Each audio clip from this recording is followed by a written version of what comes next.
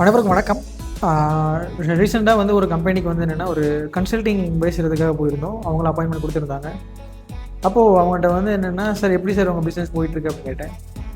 Sir actually என்னென்னா வந்து நான் தான் சார் இந்த பிஸ்னஸ் ஸ்டார்ட் பண்ணேன். இப்போது நான் தான் சார் எல்லாம் பார்த்துட்ருக்கேன் அப்படின்னாரு. ஏன் சார் என்ன காரணம் கேட்டால் என்னென்னா, நான் கொஞ்ச நேரம் இல்லாட்டி கூட பிஸ்னஸை வந்து ரன் பண்ணுறது ரொம்ப கஷ்டமாயிரும். கஸ்டமர் ஒழுங்காக அட்டன் பண்ண முடியாது, கஸ்டமர் சாட்டிஸ்ஃபை பண்ண முடியாது அப்படின்னாரு. ஸோ அதுக்கப்புறம் தான் அவர் என்னென்ன கேட்டாருன்னா வந்து, சார் நீங்கள் என்ன சார் பண்ணுறீங்க அப்படின்னு என்கிட்ட கேட்டிருந்தாரு. நான் என்ன சொன்னேன்னா வந்து, இப்போது நீங்கள் வந்து பிஸ்னஸ் பண்ணிகிட்ருக்கீங்களே சார், நீங்கள் எல்லாமே பிஸ்னஸ் நடக்கலைன்னு சொல்கிறீங்களே, நான் வந்து என்னென்னா உங்களை நீங்கள் டெய்லி யோசிச்சுட்டு இருக்க, அதாவது டெய்லி பிஸ்னஸ் எப்படி பண்ணுற யோசிக்கிற உங்களை எதிர்காலத்தில் எப்படி பிஸ்னஸ் பண்ணலான்ற மாதிரி நான் கொண்டு வருவேன் சார். என்னோடய வேலை அதுதான் அந்த மாதிரி அவர் சொன்னேன். அதுக்கப்புறம் நிறைய விஷயங்கள் எக்ஸ்பிளைன் பண்ணதுக்கப்புறம் அவர் என்ன சொன்னார்னா, சார் செப்டம்பர் மாதம் நம்ம ஸ்டார்ட் பண்ணலாம் சார், செப்டம்பர் மாதம் நீங்கள் வாங்க, நம்ம வந்து ஸ்டார்ட் பண்ணலாம் அந்த மாதிரி அவர் சொல்லியிருந்தாரு.